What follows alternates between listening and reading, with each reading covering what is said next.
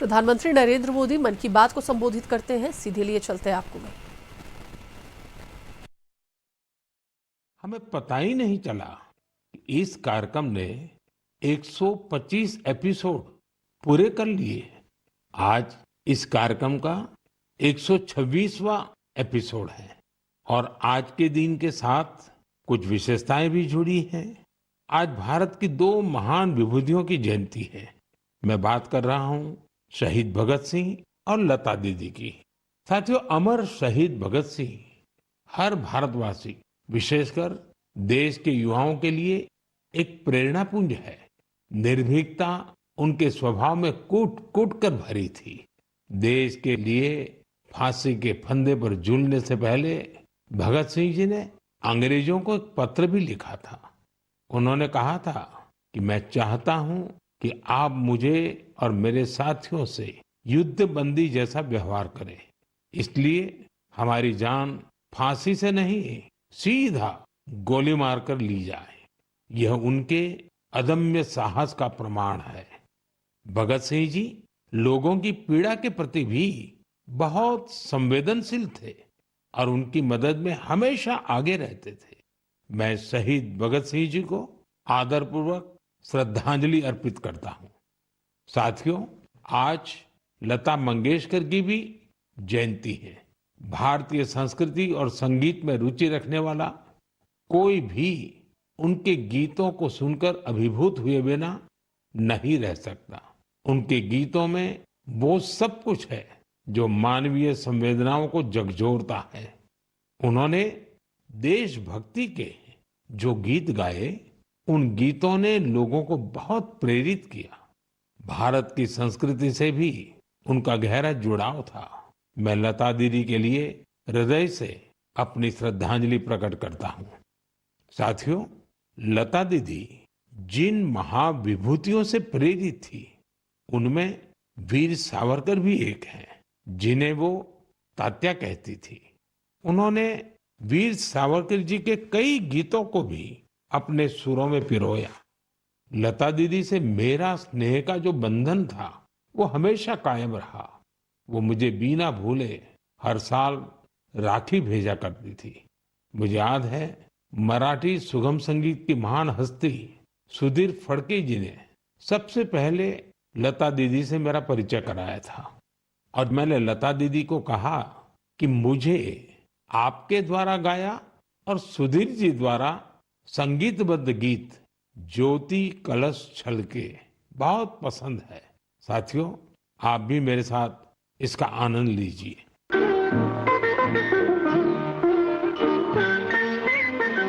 ज्योति कलश छलके, ज्योति कलश छलके, ज्योति कलश छलके, ज्योति कलश छलके। वे गुलाबी लाल सुनहरे रंग दरबार के, ज्योति कलश छलके।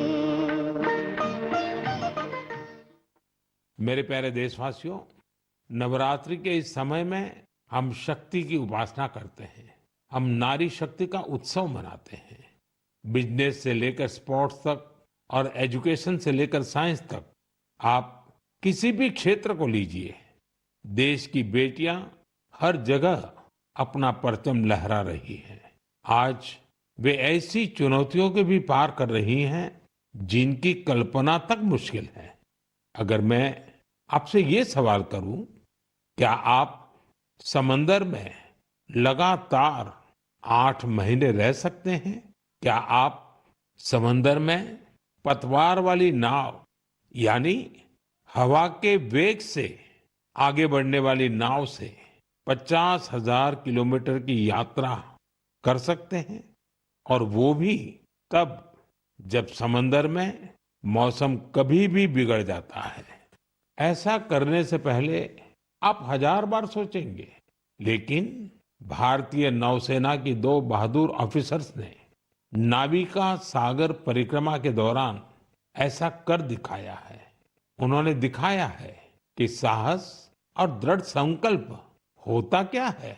आज मैं मन की बात के श्रोताओं को इन दो जाबाज ऑफिसर से मिलवाना चाहता हूं। एक है लेफ्टिनेंट कमांडर दिलना और दूसरी है लेफ्टिनेंट कमांडर रूपा।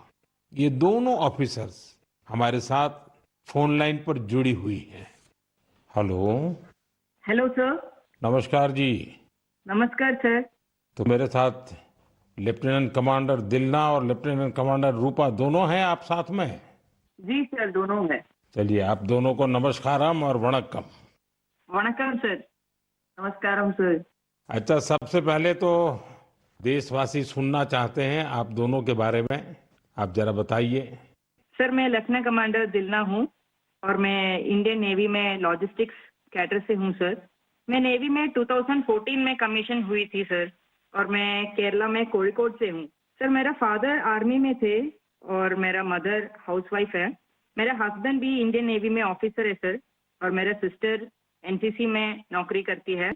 जय हिंद सर, मैं लेफ्टिनेंट कमांडर रूपा हूँ और मैं navy 2017 naval armament inspection cadre में ज्वाइन किया है और मेरे फादर तमिलनाडु से है और मेरे मदर पौंडीचेरी से है। मेरे फादर एयरफोर्स में थे सर।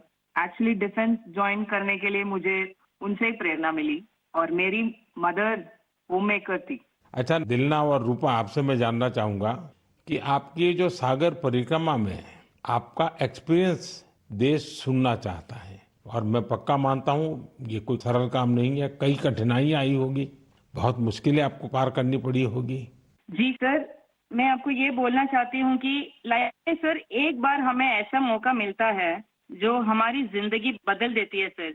और ये सर्कम नेविगेशन वो हमारे लिए ऐसी एक अपॉर्चुनिटी थी जो इंडियन नेवी और इंडियन गवर्नमेंट ने हमें दिया है। और इस एक्सपेडिशन में हम लगभग 47,500 किलोमीटर सेल किया सर। हमने 2 अक्टूबर 2024 को निकला गोवा से और 29 मई 2025 को वापस आया। और इस एक्सपेडिशन हमें कंप्लीट करने के लिए 238 डेज लगे सर और 238 डेज हम सिर्फ दोनों थे सर इस बोट पे।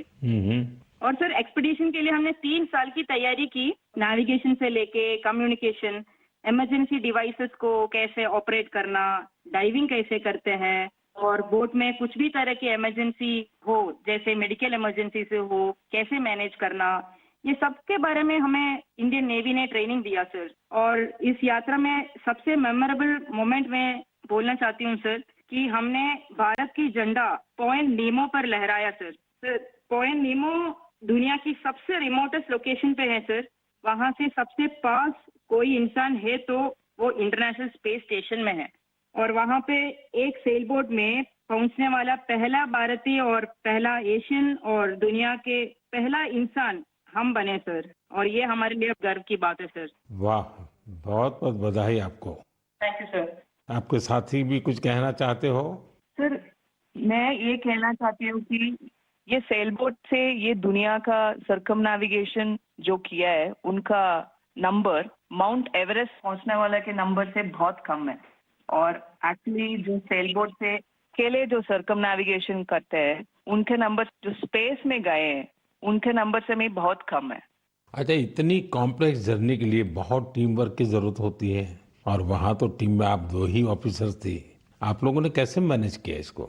जी सर, ऐसे यात्रा के लिए हम दोनों को एक साथ मेहनत करना पड़ता था और जैसे लेफ्टिनेंट कमांडर दिलना ने बोला ये अचीव करने के लिए सिर्फ दोनों था बोट पे और हम बोट रिपेयरर थी, इंजन मैकेनिक थी, sail maker, medical assistant, cook, cleaner, diver, navigator और सब कुछ एक साथ बनना पड़ता था। और ये हमको अचीव करने के लिए इंडियन नेवी का बड़ा कंट्रीब्यूशन था और हमको हर तरह की ट्रेनिंग दिया है। एक्चुअली सर हम 4 साल से साथ सेल कर रहे हैं तो एक दूसरे की स्ट्रेंथ और वीकनेस हम अच्छी तरह से जानते हैं। इसलिए हम सबको कहते हैं कि हमारे बोट पर एक इक्विपमेंट थी जो कभी फेल नहीं हुआ, वो हम दोनों का टीम वर्क था। अच्छा, जब मौसम खराब होता था, क्योंकि ये समुद्री दुनिया तो ऐसी है जहाँ मौसम का कोई ठिकाना नहीं, तो आप उस सिचुएशन को कैसे हैंडल करते थे? सर हमारा यात्रा में बहुत सारा एडवर्स चैलेंजेस सब थे सर। हमें इस एक्सपेडिशन में कई चैलेंजेस फेस करना पड़ा। स्पेशली सर सदर्न ओशन में हमेशा मौसम बुरा होता है। हमें 3 तूफानों को भी फेस करना पड़ा। और सर हमारा बोट सिर्फ 17 मीटर का है और लेंथ में उसका विड्थ है सिर्फ 5 मीटर। तो कभी कभी कुछ लहरें आती थी जो 3 स्टोरी बिल्डिंग से भी बड़ी थी सर। और हमने बहुत ज्यादा गर्मी और बहुत ज्यादा सर्दी दोनों फेस किया है हमारे जर्नी में। अंटार्कटिका में सर जब हम सेल कर रहे थे हमारा टेम्परेचर 1 डिग्री सेल्सियस और 90 किलोमीटर पर आवर का हवा दोनों एक साथ हमको सामना करना पड़ा था। और हमने ठंड से बचने के लिए 6 to 7 लेयर कपड़े एक साथ पहनते थे और पूरा सदर्न ओशन हमने ऐसी 7 लेयर ऑफ क्लोथिंग से किया सर। एंड कभी कभी हम गैस स्टोव लेके हमारा हाथ को गर्म करते थे सर। और कभी ऐसे सिचुएशंस भी होते हैं जब हवा बिल्कुल नहीं होता है और हम सेल्स पूरा नीचे करके हम ड्रिफ्ट होते रहता है। और ऐसे वाले सिचुएशन में एक्चुअली सर हमारे पेशेंस टेस्ट होता है। लोगों को सुन करके भी बहुत हैरानी होगी कि हमारे देश की बेटियां ऐसा कष्ट उठा रही हैं। अच्छा, इस परिक्रमा के दौरान आप अलग अलग देशों में रुकती भी रही, वहाँ क्या एक्सपीरियंस होता था? जब भारत की 2 बेटियों को लोग देखते होंगे तो उनके मन में बहुत सारी बातें रहती होगी। जी सर हमको बहुत अच्छा एक्सपीरियंस मिला सर। हमने 8 महीनों में 4 जगह पे रुकी थी sir. Australia, New Zealand, port Stanley और साउथ अफ्रीका सर। हर जगह पे एवरेज कितना समय रुकना होता था? सर हमने 14 डेज स्टे किया सर एक जगह पे। एक जगह पे 14 डेज। Correct sir. और सर हमने दुनिया के हर कोने में भारतीय को देखे सर। वो भी बहुत एक्टिव और बहुत कॉन्फिडेंस के साथ भारत का नाम रोशन कर रहे हैं। और हमको ऐसे लगा कि हमारा जो सक्सेस है सर वो अपना भी सक्सेस समझते थे। एंड हर जगह पे हमें अलग अलग एक्सपीरियंस मिला। जैसे ऑस्ट्रेलिया में वेस्टर्न ऑस्ट्रेलियन पार्लियामेंट के स्पीकर ने हमें बुलाया, वो हमें बहुत मोटिवेट किया सर। और हमेशा ये ऐसे सब चीज होता है सर, हमें बहुत गर्व होता था। और जब न्यूजीलैंड में गए तब माओरी लोगों ने हमें स्वागत किया और हमारा भारतीय कल्चर के लिए बहुत रेस्पेक्ट दिखाया सर। एंड एक इम्पॉर्टेंट चीज है सर, पोर्ट स्टैनली एक रिमोट आइलैंड है सर, वो साउथ अमेरिका के पास है। वहाँ पे टोटल पॉपुलेशन सिर्फ 3500 है सर। लेकिन वहाँ हमने एक मिनी इंडिया देखा एंड वहाँ पे 45 इंडियंस थे। उन्होंने हमें अपना समझा और हमें घर जैसा महसूस कराया सर। अच्छा, देश की उन बेटियों के लिए आप दोनों क्या मैसेज देना चाहेगी जो आपकी तरह ही कुछ अलग करना चाहती हैं? सर मैं लेफ्टिनेंट कमांडर रूपा बोल रही हूँ अभी। मैं आपके माध्यम से मैं सबको ये कहना चाहती हूँ कि अगर कोई भी अपने दिल लगा के मेहनत किया तो इस दुनिया में कुछ भी इम्पॉसिबल नहीं है। आप कहाँ से हो, कहाँ पैदा हुआ, वो कुछ मैटर नहीं करता। सर ये हम दोनों का इच्छा है कि भारत की युवा और महिलाएं बड़े बड़े सपना देखें और फ्यूचर में और गर्ल्स और विमेन डिफेंस में, स्पोर्ट्स में, एडवेंचर में शामिल होकर देश का नाम रोशन करें। दिलना और रूपा, आपकी बातें सुनकर मुझे भी बहुत रोमांच अनुभव हो रहा है कि कितना बड़ा साहस आपने किया है। आप दोनों को मेरी तरफ से बहुत बहुत धन्यवाद। निश्चित तौर पर आपकी मेहनत, आपकी सफलता, आपकी अचीवमेंट देश के युवकों को, देश की युवतियों को बहुत प्रेरित करेगी। ऐसे ही तिरंगा लहराते रहिए। भविष्य के प्रयासों के लिए आपको मेरी ढेरों शुभकामनाएं। Thank you sir. बहुत बहुत धन्यवाद। वणक्कम, नमस्कारम। नमस्कार सर। साथियों, हमारे पर्व त्योहार भारत की संस्कृति को जीवंत बनाए रखते हैं।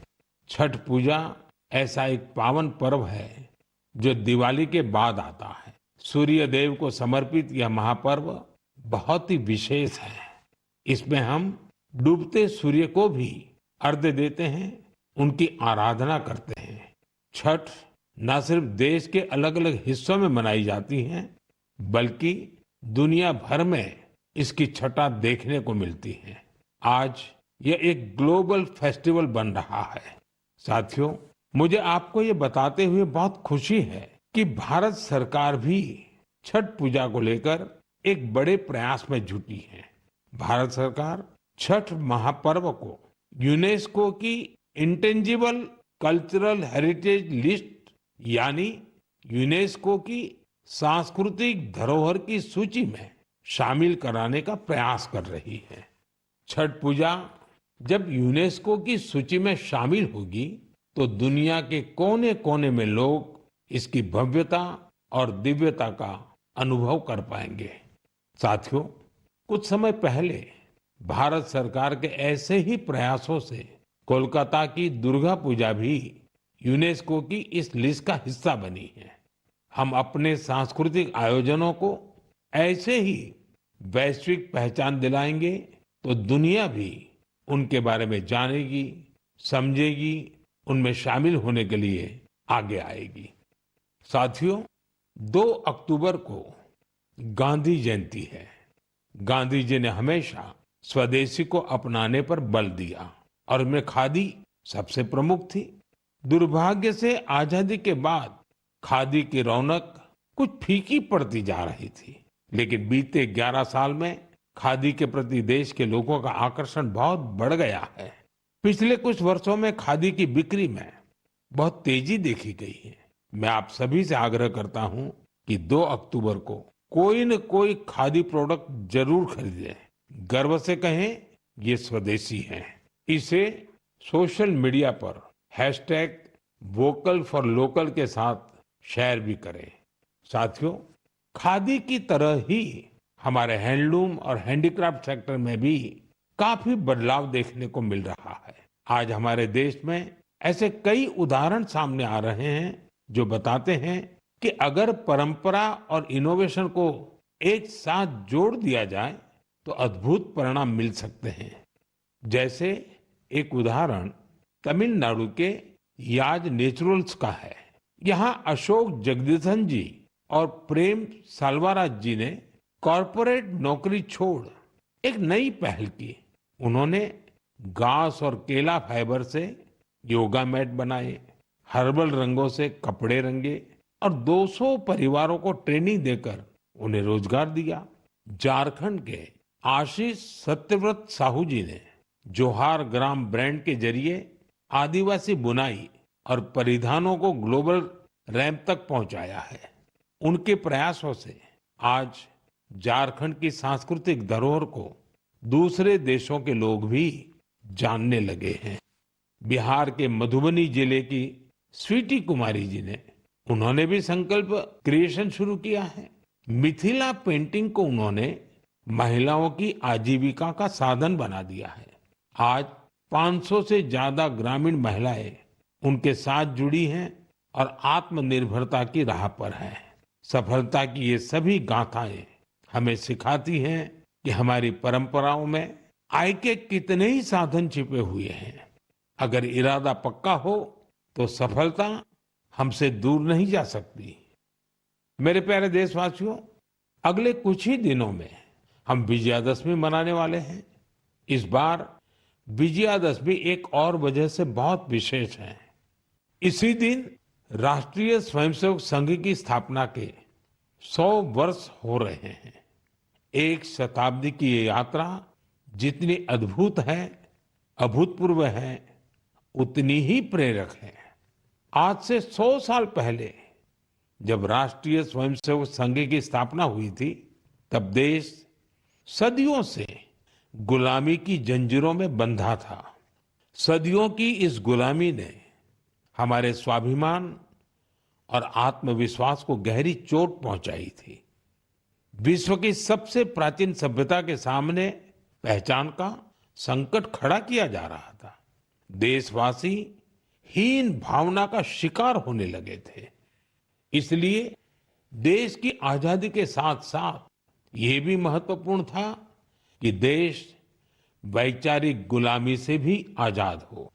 ऐसे में परम पूज्य डॉक्टर हेडगेवार जी ने इस विषय में मंथन करना शुरू किया और फिर इसी भगीरथ कार्य के लिए उन्होंने 1925 में विजयादशमी के पावन अवसर पर राष्ट्रीय स्वयंसेवक संघ की स्थापना की।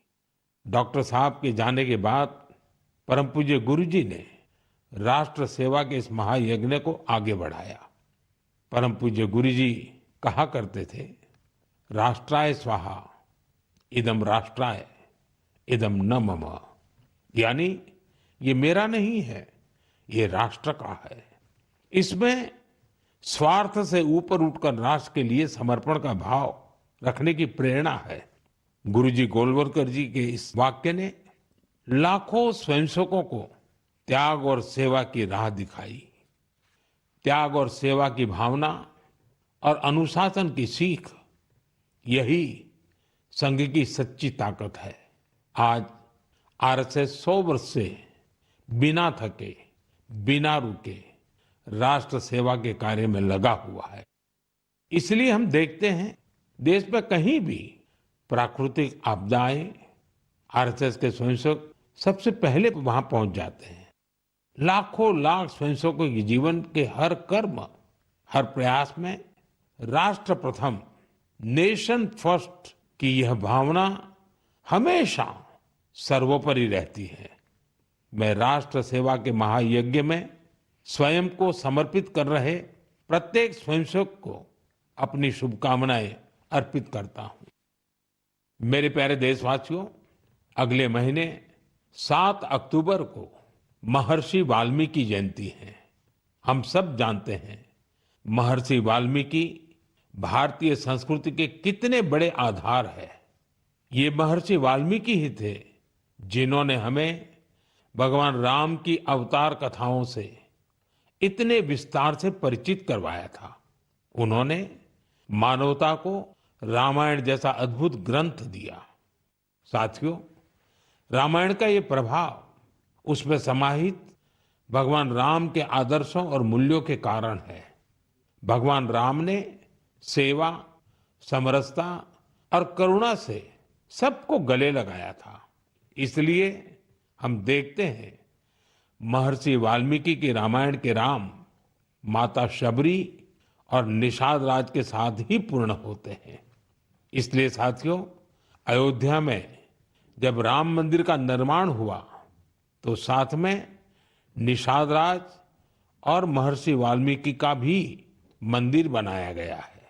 मेरा आपसे आग्रह है, आप भी जब अयोध्या में रामलला के दर्शन करने जाएं तो महर्षि वाल्मीकि और निषाद राज मंदिर के दर्शन जरूर करें। मेरे प्यारे देशवासियों, कला, साहित्य और संस्कृति की सबसे खास बात होती है कि ये किसी एक दायरे में बंधी नहीं होती। इनकी सुगंध सभी सीमाओं को पार कर लोगों के मन को छूती है। हाल ही में पेरिस के एक कल्चरल इंस्टीट्यूट सौंथ मंडपा ने अपने 50 वर्ष पूरे किए। इस सेंटर ने भारतीय नृत्य को लोकप्रिय बनाने में अपना व्यापक योगदान दिया है। इसकी स्थापना मिलेना साल्विनी ने की थी। उन्हें कुछ वर्ष पहले पद्मश्री से सम्मानित किया गया था। मैं सौंथ मंडपा से जुड़े सभी लोगों को बहुत बधाई देता हूं और भविष्य के प्रयासों के लिए उन्हें शुभकामनाएं देता हूं। साथियों, अब मैं आपको 2 छोटी ऑडियो क्लिप सुना रहा हूं। इन पर ध्यान दीजिएगा। दयालु सित किन सितना मिनिहा कौरुंदो मसबंदे मिनिहा मिनिहा गन सुंदिने नैनु वेदो बिंद कुदु सितुवे दयालु सित किन सितना मिनिहा कौरुंदो मसबंदे मिनिहा मिनिहा गन सुंदिने। अब दूसरी क्लिप भी सुनिए। மனிதன் மனிதனுக்காயில்லையே மற்றதுதான் இங்கு கவலைப்படும் கருணையுள்ளத்தில் பரவிடவே அன்பு செய்வாய் நீ என் தோழா மனிதன் மனிதனுக்காயில்லையே மற்றதுதான் இங்கு கவலைப்படும் கருணையுள்ளத்தில் பரவிடவே। साथियों, ये आवाज इस बात की साक्षी है कि कैसे भूपेन हजारिका जी के गीतों से दुनिया भर के अलग अलग देश आपस में जुड़ते हैं। दरअसल श्रीलंका में एक बेहद ही सराहनीय प्रयास हुआ है।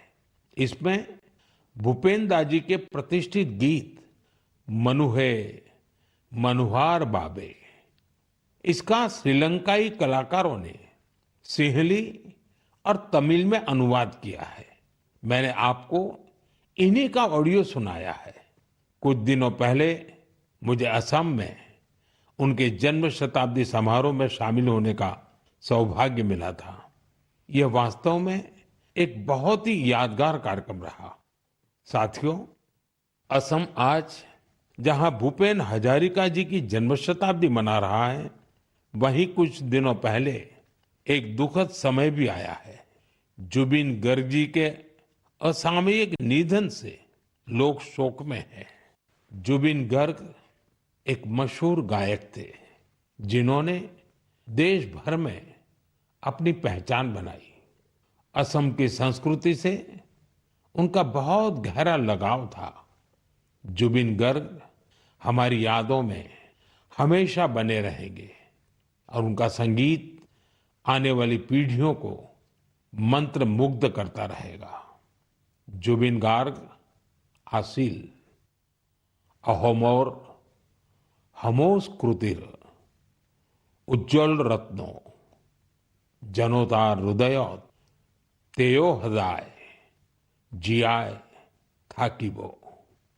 साथियों, कुछ दिन पहले हमारे देश ने एक महान विचारक और चिंतक एस.एल. भैरप्पा जी को भी खो दिया है। मेरा भैरप्पा जी से व्यक्तिगत संपर्क भी रहा और हमारे बीच कई मौकों पर अलग अलग विषयों पर गहन बातचीत भी हुई। उनकी रचनाएं युवा पीढ़ी के विचारों को दिशा देती रहेगी। कन्नड़ा की उनकी बहुत सारी रचनाओं का अनुवाद भी उपलब्ध है। उन्होंने हमें बताया कि अपनी जड़ों और संस्कृति पर गर्व करना कितना मायने रखता है। मैं एस.एल. भैरप्पा जी को अपनी भावभीनी श्रद्धांजलि अर्पित करता हूं और युवाओं से उनकी रचनाएं पढ़ने का आग्रह करता हूं। मेरे प्यारे देशवासियों, आने वाले दिनों में एक के बाद एक त्योहार और खुशियां आने वाली हैं। हर पर्व पर हम खरीदारी भी खूब करते हैं और इस बार तो जीएसटी बचत उत्सव भी चल रहा है। साथियों, एक संकल्प लेकर आप अपने त्योहारों को और खास बना सकते हैं। अगर हम ठान लें कि इस बार त्योहार सिर्फ स्वदेशी चीजों से ही मनाएंगे, तो देखिएगा हमारे उत्सव की रौनक कई गुना बढ़ जाएगी। वोकल फॉर लोकल को खरीदारी का मंत्र बना दीजिए। ठान लीजिए हमेशा के लिए जो देश में तैयार हुआ है वही खरीदेंगे। जिसे देश के लोगों ने बनाया है वही घर ले जाएंगे। जिसमें देश के किसी नागरिक की मेहनत है उसी सामान का उपयोग करेंगे। जब हम ऐसा करते हैं तो हम सिर्फ कोई सामान नहीं खरीदते, हम किसी परिवार की उम्मीद घर लाते हैं, किसी कारीगर की मेहनत को सम्मान देते हैं, किसी युवा उद्यमी के सपनों को पंख देते हैं। साथियों, त्योहारों पर हम सब अपने घर की सफाई में जुट जाते हैं, लेकिन स्वच्छता सिर्फ घर की चार दीवारी तक सीमित न रहे। गली, मोहल्ला, बाजार, गांव, हर जगह पर सफाई हमारी जिम्मेदारी बने। साथियों, हमारे यहाँ ये पूरा समय उत्सवों का समय रहता है और दिवाली एक प्रकार से महा उत्सव बन जाता है। मैं आप सबको आने वाली दीपावली की भी बहुत बहुत शुभकामनाएं देता हूं, लेकिन साथ साथ फिर से दोहराऊंगा, हमें आत्मनिर्भर बनना है, देश को आत्मनिर्भर बना करके ही रहना है और उसका रास्ता स्वदेशी से ही आगे बढ़ता है। साथियों, मन की बात में इस बार इतना ही।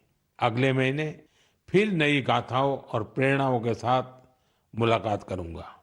तब तक आप सबको शुभकामनाएं। बहुत बहुत धन्यवाद।